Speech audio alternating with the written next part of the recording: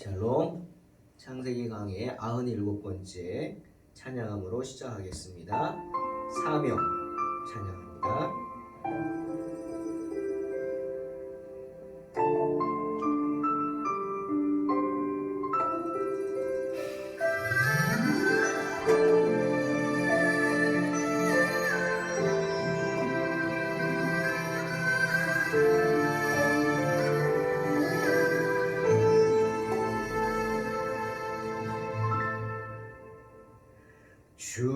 주님이 홀로 가신 그 길 나도 따라가오.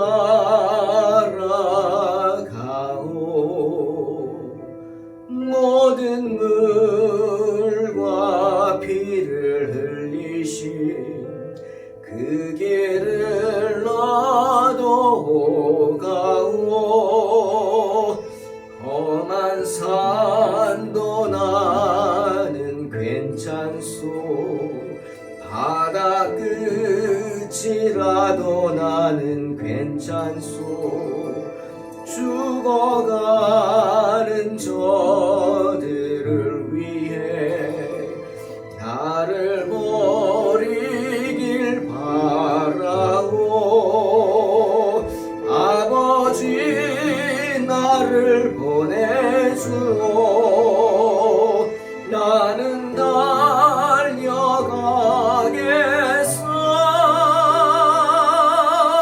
목숨도 아끼지 않겠소.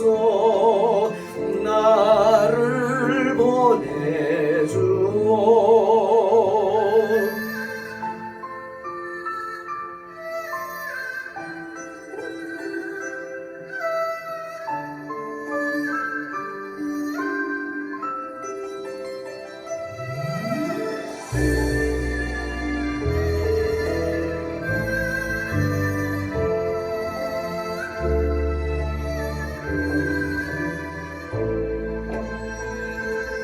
험한 산도 나는 괜찮소.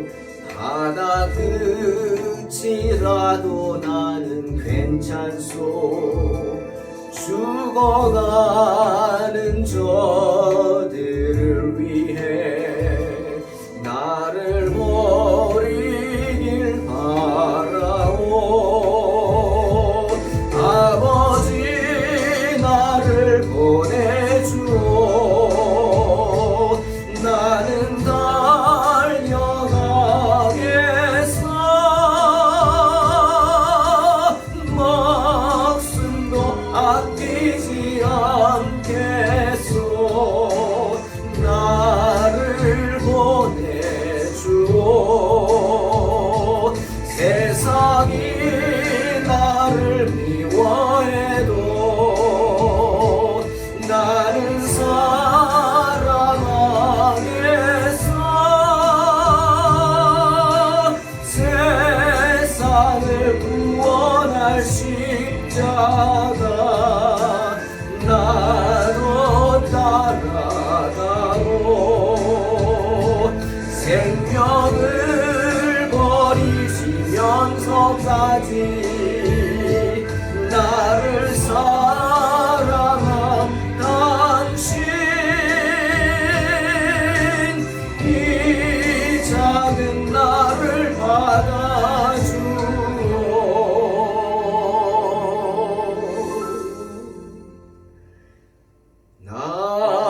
나도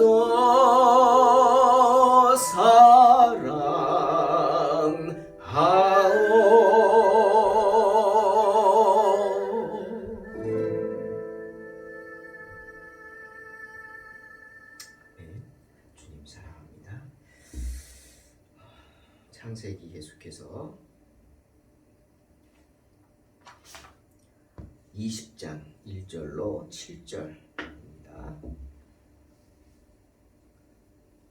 아브라함이 거기서 네게부 땅으로 옮겨가 가데스와 술 사이 그랄에 거류하며 그의 아내 사라를 자기 누이라 하였으므로 그랄 왕 아비멜렉이 사람을 보내어 사라를 데려갔더니 그 밤에 하나님이 아비멜렉에게 현몽하시고 그에게 이르시되 내가 데려간 이 여인으로 말미암아 내가 죽으리니 그는 남편이 있는 여자임이라. 아비멜렉이 그 여인을 가까이 하지 아니하였으므로 그가 대답하되 주여 주께서 의로운 백성도 멸하시나이까. 그가 나에게 이는 내 누이라고 하지 아니하였나이까. 그 여인도 그는 내 오라비라 하였사오니 나는 온전한 마음과 깨끗한 손으로 이렇게 하였나이다. 하나님이 꿈에 또 그에게 이르시되 내가 온전한 마음으로 이렇게 한 줄을 나도 알았으므로 너를 막아 내게 범죄하지 아니하게 하였나니 여인에게 가까이 하지 못하게 함이 이 때문이니라. 이제 그 사람의 아내를 돌려보내라. 그는 선지자라. 그가 너를 위하여 기도하리니 내가 살려니와 내가 돌려보내지 아니하면 너와 내게 속한 자가 다 반드시 죽을 줄 알지니라. 아멘. 오늘 본문에 아브라함과 또 한 사람 그랄 왕 아비멜렉의 이야기가 나옵니다. 여러분은 아브라함을 어떻게 생각하십니까? 아브라함 하면 믿음의 조상 이렇게 말하죠. 참 믿음 좋은 사람입니다. 많은 사람들이 아브라함은 아주 특별하다라고 생각합니다. 그런데 오늘 본문을 보시면서 어떤 생각을 하십니까? 아브라함도 참 지극히 인간적이구나 하는 생각하지 않나요? 아브라함의 지극히 인간적인 모습이 오늘 보여집니다. 여러분, 인간적이다? 이게 무슨 뜻이에요? 인간적이다. 말 그대로 인간이에요. 즉, 인간은 어떤 존재? 실수가 많은 존재. 실수가 많다. 인간적이다. 실수가 많다 하는 뜻이죠. 그냥 보통 사람들과 별반 다를 바 없는 아브라함의 모습이다 그거예요. 특별하지 않다는 겁니다. 그리고 또 아비멜렉이라는 사람, 유대인들 입장에서는 아비멜렉은 완전히 이방인이죠. 그냥 저주받은 백성입니다. 하나님 모를 것 같은 사람이고요. 이방인이 하나님을 경외하면서 신실하게 살아간다. 오늘 이 아비멜렉을 보면서 아마 유대인들은 충격을 받을 겁니다. 아비멜렉은 이방인이었지만 하나님 앞에서 죄 짓지 않기 위해서 살아갔습니다. 오늘 자기가 말하지 않습니까? 하나님이 의인도 의로운 백성도 멸하십니까? 당당하게 하나님 앞에 말할 정도로 그는 하나님 앞에 신실하게 살려고 애쓴 사람입니다. 그런 아비멜렉을 기뻐하신 하나님이 그가 범죄하지 않도록 오늘 막아주셨다 말씀하십니다. 정말 유대인들 입장에서는 이해하기 힘들 거예요. 어떻게 이런 일이 있지? 하지만 우리는 이 말씀을 통해서 깨닫게 됩니다. 하나님이 유대인들뿐 아니라 세상의 모든 사람에 대한 구원 계획을 가지고 계시구나. 그것이 아비멜렉의 오늘 이야기를 통해 나타났다 할 수 있는 겁니다.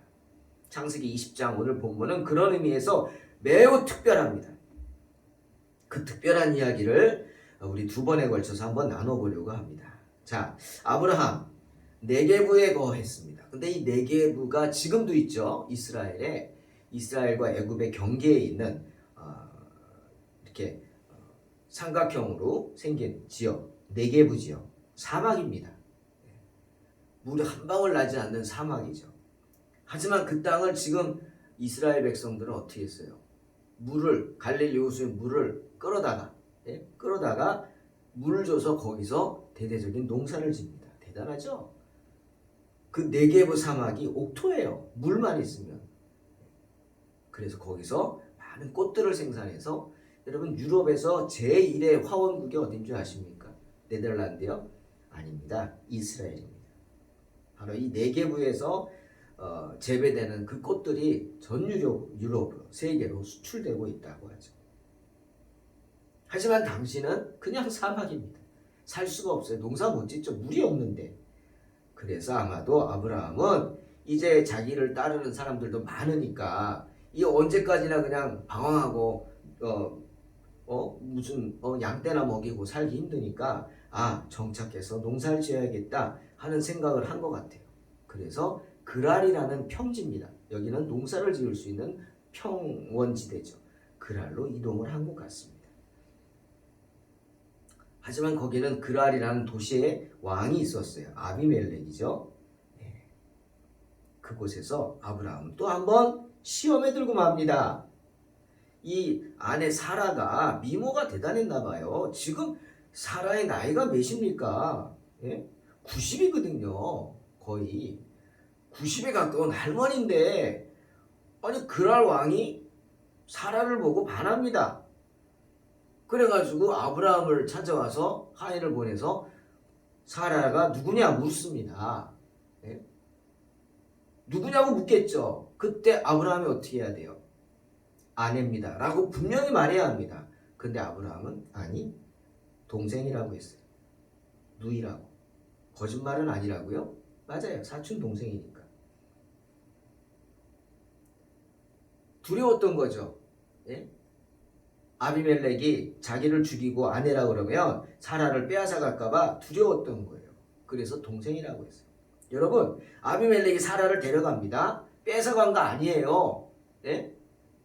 강제로 데려간 거 아니에요. 그냥 아내로 삼겠다고 아브라함에게 이야기하고 아브라함이 좋다고 그래서 데려간 거예요.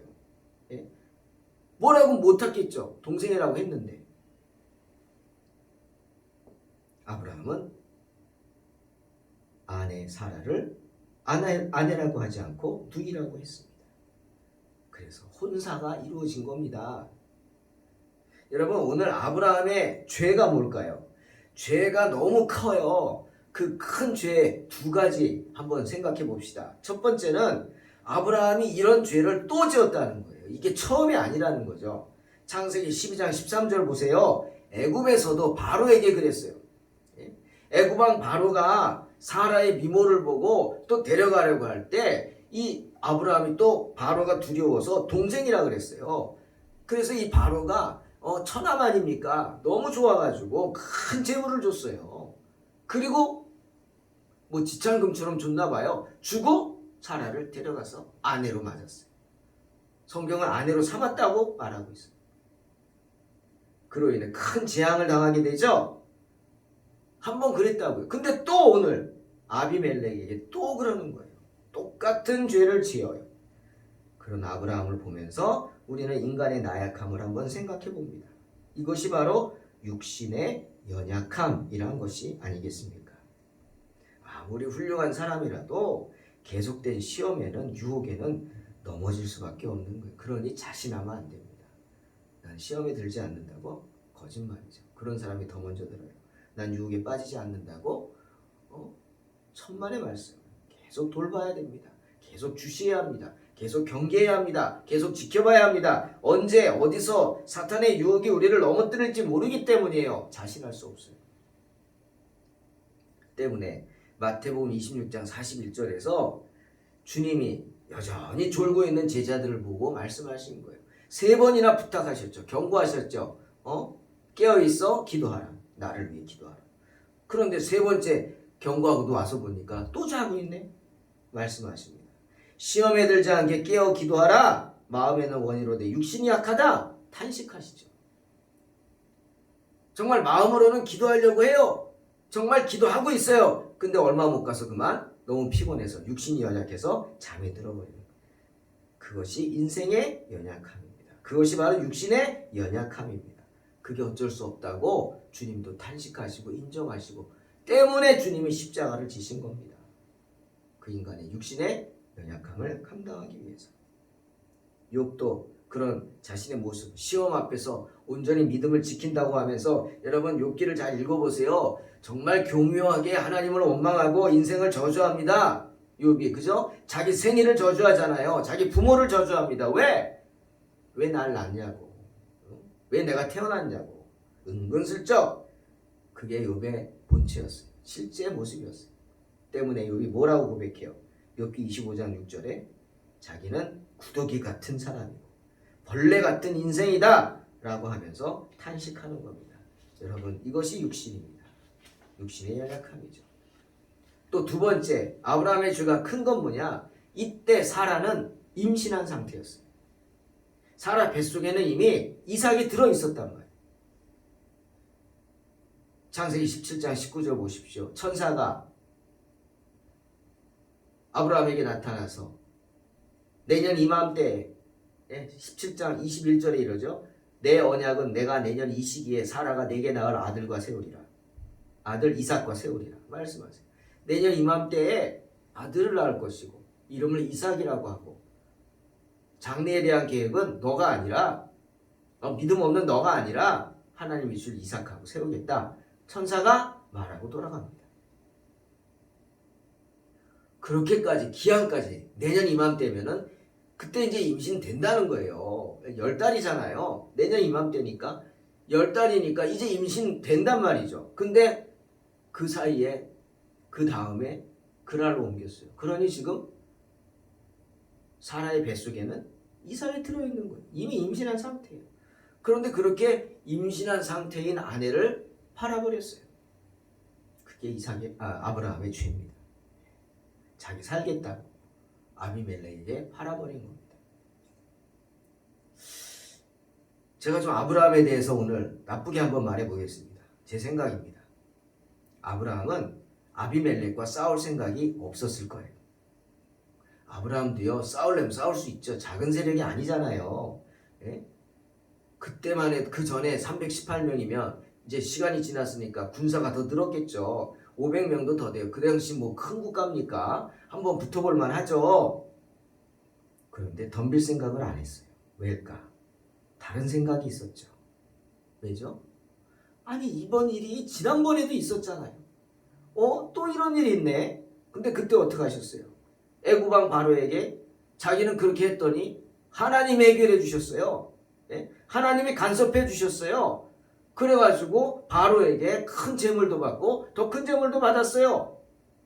이거 재밌네 라고 하지 않았을까 싶어요. 야, 똑같은 일이네. 하나님이 또 뭐 주실려나 보다. 네?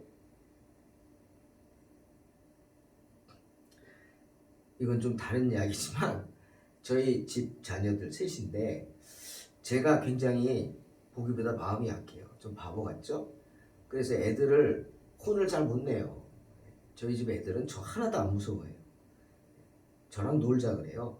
근데 그게 좋다고는 하더라고요. 근데 자기 엄마는 무서워하죠. 근데 제가 이제 아빠니까 혼을 내잖아요. 어렸을 때 애를 혼냅니다. 특히 아들 애를 막 혼냅니다. 제가 딸들보다 아들을 더 많이 혼낸 것 같아요. 막 때리기도 하고요. 그랬어요. 그러면 이놈이 혼나고 있어요. 참아요. 막 참아. 혼나야지 뭐 어떡하겠어요. 그건 동생한테 그래요. 야, 좀만 참아봐. 좀만 참어. 나중에 아빠가 맛있는 거 사줄 거야. 좋은 거 주실 거야. 그러더라고요. 제가 그 말을 들었어요.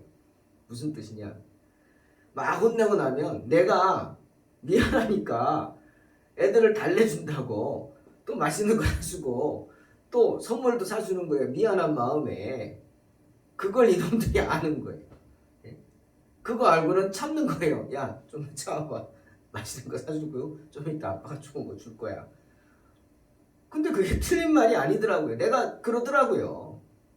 야, 그거 보면서 오늘 설교 준비하면서 아브라함도 이런 거 같네. 한 번 당했는데 좋은 거 받고 다 해결됐잖아요. 좋게. 야, 또 이러네. 내가 싸워봤자 이건 아니구나. 하나님이 해결해 주시겠구나. 좋게 생각하면 믿음이고요. 나쁘게 생각하면 이용하는 거예요. 야, 하나님이 간섭하셔서 또 좋은 거 주시겠네. 뭐 잔뜩 얻겠구나. 야, 응? 이렇게 생각한 거 아닌가? 그런 마음이 듭니다. 그러니 근데 또 그래도 나쁜 게 지금 사라는 임신을 했단 말이에요. 예? 뭐 사람들이 애굽왕 바로에게 아내를 줬는데 사라가 욕보였다 안 보였다 욕을 당했다 안 당했다 말을 많은데요. 성경대로 생각하세요. 분명 성경에 뭐라 그랬어요? 바로가 사라를 아내로 삼았다 그랬어요. 네? 끝난 거죠. 이미 그럼 어떻게 된 거예요? 욕보인 거 아니겠어요? 이렇게 말하면 또 난리 칠지 모르지만 저는 그런 생각했어요. 이미 끝난 거예요, 거기. 근데 이번에는 뭐라 그랬어요? 지금 뱃속에 이삭이 있단 말이에요. 아브라함의 자녀가. 그런 귀한 자녀가 있는데 아비멜렉이 사라를 건드리게 하겠습니까? 아내로 데리고 갔지만 하나님 막으신 거예요. 막았다 그랬잖아요. 그리고 또 이 아비멜렉이라는 사람도 신실한 사람이에요. 하나님이 그의 신실함을 아시고 막아주신 거예요. 죄짓지 않게. 여러분, 아브라함 다시 돌아갑시다. 우리가 이 세상을 살아갈 때 어려운 일이 있고요. 믿음을 지키며 살아간다는 게 결코 쉬운 일이 아닙니다. 신앙생활 한다는 거. 그리고 우리 코로나가 알잖아요. 교회에 나와서 예배 드린다는 게 정말 힘든 거예요. 저희는 코로나 기간 동안 한 번도 주일 대면 예배를 쉰 적이 없습니다. 감사하죠. 저는 각오했어요. 그래, 에스더는 죽으면 죽으리다 했는데 이게 내가 죽을 일도 아니고 우리 가족만이라도 예배를 드리겠다 했더니 우리 성도님들이 너무나 감사하게 거의 대부분 나와주셨어요. 이거 믿음이죠, 여러분. 정말 우리 동탄 소망교회에 복된 성도가 있는 줄로 믿습니다. 정말 나와서 예배 드릴 수 있다는 거 각오하고 나와요. 지금도 많은 분들이 나와서 예배 드리죠. 그 얼마나 갈급했습니까? 교회 와서 예배 드리는 거. 복이죠. 근데 교회 와서 예배 드리는 것 자체가 우리에겐 시험거리였다니까요. 그러니 세상이 점점 얼마나 힘들어지냐는 거죠. 주의를 지킨다는 게 얼마나 힘들어지느냐. 그냥 방송 들으면서 지킨다? 물론 그렇게 지금 해도 된다. 비대면도 된다 얘기하지만 여러분 어떻게 느끼십니까? 여러분이 결정하시는 겁니다. 때문에 우리는 세상에서 때로는 대적해야 되고 때로는 내 의견을 분명히 내 의사를 밝혀야 돼. 때문에 마태복음 5장 37절에서 주님이 이렇게 말씀하신 거예요. 오직 너희 말은 옳다 옳다 아니라 아니라 하라. 이에서 지나는 것은 악으로부터 난다 그랬어요. 무슨 말이냐? 정말 조금 더 이익을 보겠다고 조금 더 살겠다고 옳은 것을 아니라고 성도는 하면 안 된다는 거예요. 예? 그리고 아닌 것을 옳다고 해도 안 된다는 거예요. 분명해요. 우리는 maybe 없어요. yes 아니면 no예요. yes냐 아니면 no 둘 중에 하나지 글쎄는 없는 거예요. 성도에게. 글쎄 한다는 것은 벌써 no라는 뜻이에요. 내 마음에 확신이 없다는 것은 벌써 no라는 뜻이죠. 그렇게 yes와 no를 분명히 하면서 살아야지 아브라함처럼 시험에 들지 않는 거예요. 자, 아브라함이 아비멜렉이 물어봤을 때 누구냐 했을 때 사람을 보냈잖아요. 아내입니다 라고 했으면 되는 거예요. 그런데 동생이라고 했어요. 예스라고 하지 않고 노라고 했단 말이죠. 예스라고 할 것을. 그리고 노라고 해야 되는데 예스라고 한 거예요. 잘못된 것을 잘못됐다고 말하지 못하는 아브라함이 시험에 드는 거예요. 어떻게 보면 아브라함의 믿음이 가식이 아니었나 하는 의구심을 갖게 하는 부분입니다. 그런데 이 아비멜렉 얘기합니다. 경건한 사람이었어요. 네? 강제로 뺏어온 게 아니라니까요. 정식으로 묻고 동생이라고 그러니까 아내로 데려온 거예요. 근데 그날 어떤 일이 있었는지 첫날 밤을 갖지 못합니다. 우리는 알죠. 하나님이 막으셨다는 거예요. 그리고 아비멜렉이 밤에 꿈을 꿉니다. 근데 꿈에 하나님이 나타나 주시는 거예요. 그리고 아비멜렉의 그 죄를 지적해 주십니다. 네가 지금 처녀가 아니라 남의 아내를 데려왔다. 아니 남의 아내를 빼앗아 온 거다 너. 너 지금 잘못하면 이거 간음이다 너. 죽어야 된다. 악을 행하는 거다. 깜짝 놀랍니다. 아비멜렉. 그래서 아비멜렉이 항변합니다. 변명합니다. 아닙니다. 난 몰랐습니다. 분명히 아브라함이 누이라고 했고요. 사라도 오빠라고 했습니다. 나는 좋은 마음으로 사라를 정말 아내로 맞이한 겁니다. 온전한 마음, 깨끗한 손으로 했다. 하나님, 의인도 멸하십니까? 당당하게 말합니다. 항변합니다. 여러분, 요한일서 3장 21절에서 사랑하는 자들아 만일 우리 마음이 우리를 책망할 것이 없으면 하나님 앞에서 담대함을 얻는다 말씀하십니다. 정말 내가 하나님 앞에 책망받을 짓을 한 게 없다 믿기 때문에 당당한 거예요. 언제나 당당하시기를 주의 이름으로 축원합니다. 저 당당한 거 좋아합니다. 큰 길로 가면 당당합니다. 대로로 가면 당당합니다.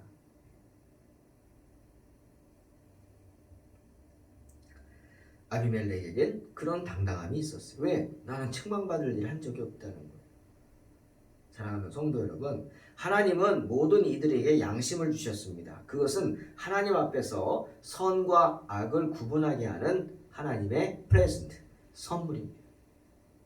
정말 선물이죠. 그 양심이 우리의 순전함을 하나님 앞에 증거합니다. 그러니 비록 우리가 연약해서 사탄의 유혹에 속아서 함정에 빠지게 됐다 할지라도 우리가 고의적으로 하나님의 뜻을 거슬러서 죄를 지은 일이 없다고 한다면, 정말 속아서 그랬다면 우리는 재앙이 아니라 하나님 앞에서 칭찬을 듣게 될 수도 있습니다. 아브라함은 그렇게 칭찬을 듣지 않습니까? 지금 큰 죄를 졌어요. 근데 자기가 모르고 지은 죄예요. 속았어요. 도리어 칭찬을 듣지 않습니까?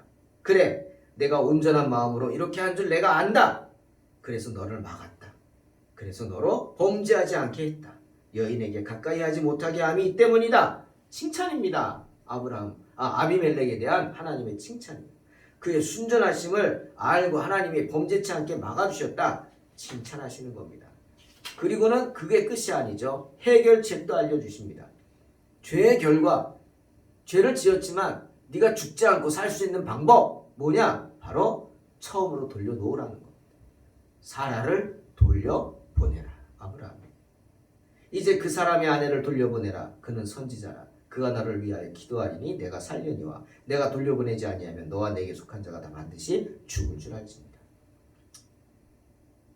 사랑하는 성도 여러분, 오늘 이방인인 그랄 왕 아비멜렉에게 나타나 말씀하시는 하나님의 모습을 보면서 또 그 말씀을 들으면서 우리는 중요한 사실, 우리가 생각해 봐야 할 중요한 사실 두 가지를 한번 생각해 보겠습니다.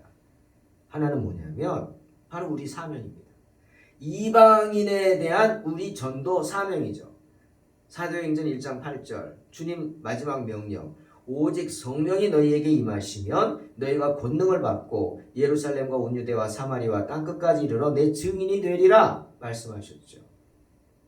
과연 하나님을 모르는 사람들에게 복음을 전하는 게 하나님의 뜻이냐, 이런 의문 있죠. 그들이 진짜 하나님을 알까? 하나님 두려워해? 이런 생각 있지 않습니까? 그들에게 전도가 돼? 의구심이 생기죠. 이런 생각 해봤어요. 여러분, 감기약은 누구한테 팔아요? 감기 들린 사람한테 파는 거예요. 감기 든 사람들이 감기약을 찾는 거예요. 그죠? 그러면 신약과 구약을, 복음은 누구한테 팔아야 돼요? 신약과 구약은 영혼의 약이죠. 즉 영원히 병든 사람에게 팔아야 돼요. 영원히 아픈 사람에게 신약과 구약은 파는 거예요. 근데 이방인이 영원히 아픈 걸 아냔 말이에요. 자기들의 영혼이 아픈 걸 이방인이 아냔 말이에요. 하나님 모르는 사람들이 영혼의 존재 자체도 믿느냐는 거죠. 그런 의구심이 생기죠. 그들이 영혼의 약을 찾아야 팔죠. 그런 생각입니다. 하지만 오늘 아비멜렉의 이야기를 보니까 그게 아니네요.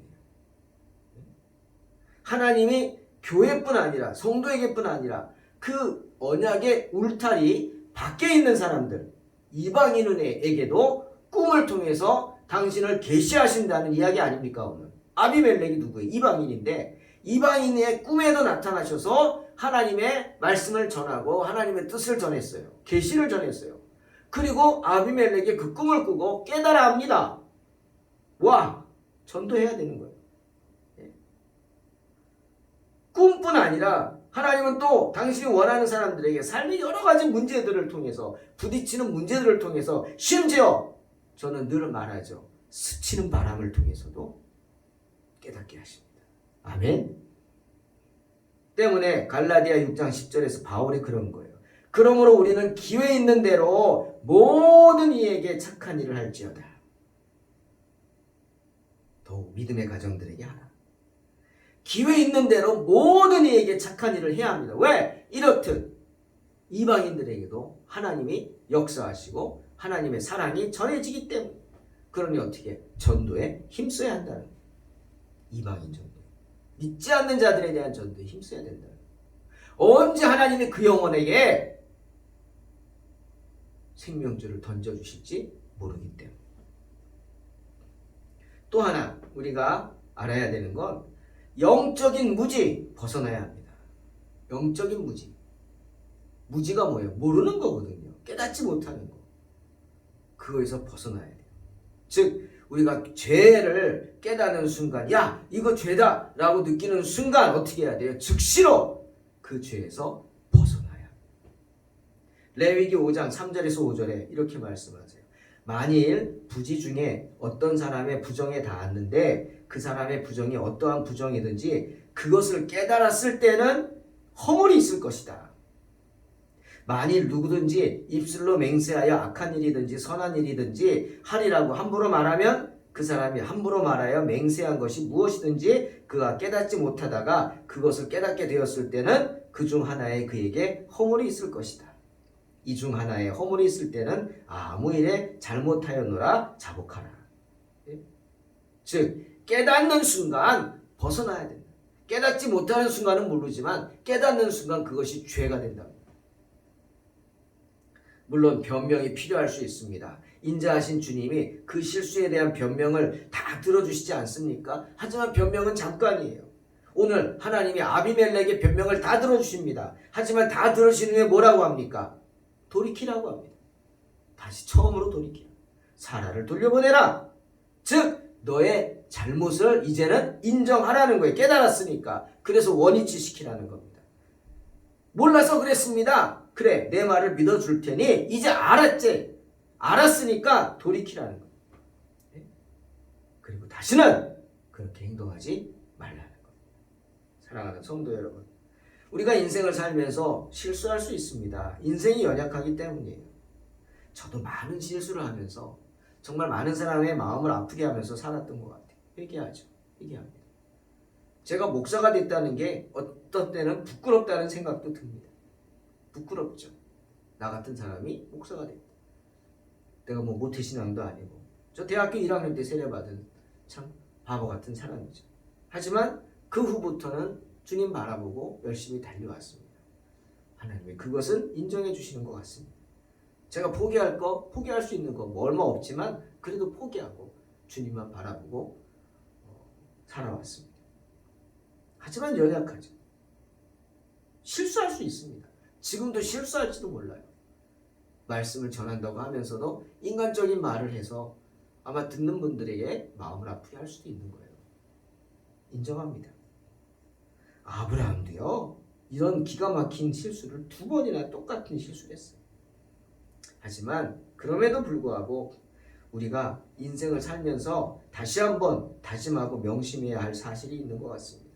하나는요. 바로 마태복음 5장 37절 그 말씀이에요. 살면서 옳다 할 것은 무조건 옳다 해야 되고요. 아니라 하는 것은 무조건 아니라고 해요. 이것에서 지나는 것은 악으로부터 난다 그래서 메이비는 안 된다는 거예요. 글쎄요는 안 된다는 거예요. 예? 예스라고 하든지 노라고 하든지 둘 중에 하나예요. 모르겠다? 그건 안 돼. 잠언 4장 23절 솔로몬이 말하죠. 무릇 지킬 만한 것보다 더욱 내 마음을 지키라. 내 마음을 지키라. 생명의 근원이 이에서 납니다. 기억하시기 바랍니다. 지켜야 합니다. 또 하나, 영적인 무지는 창피한 것임을 알아야 합니다. 모르는 게 약이 아니에요. 모르는 건 창피한 거예요. 알아야죠. 예?